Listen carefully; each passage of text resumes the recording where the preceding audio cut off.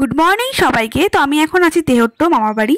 তো সকালবেলা ব্রেকফাস্টটা করে চলে গেছিলাম একদম কীর্তন যেখানে হচ্ছে ঠিক সেখানে। এখানে যেমন আজকে কীর্তন হচ্ছে তেমন মালসাভোগও হবে। সে আগের দিন বলেছিলাম আমার বরের নামে একটা মালসাভোগ দেওয়া হবে, এখানে সেই মালসাভোগটা দেওয়া হয়েছিল। সেটা নেওয়ার জন্য আমরা চলে গেছিলাম ঠাকুর মন্দিরে।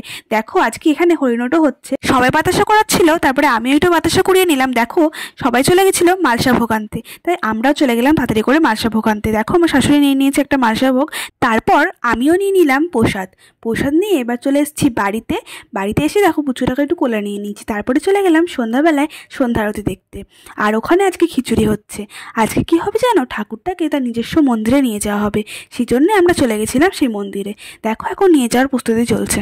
তাকে নিয়ে যাওয়ার সময় কীর্তন করতে করতে সবাই যাচ্ছিল, আর তার মন্দিরে নিয়ে গিয়ে তার সেবা যত্ন করে কৃষ্ণ ভগবানকে শুদ্ধ করার জন্য দুধ দিয়ে চান করানো হচ্ছিল।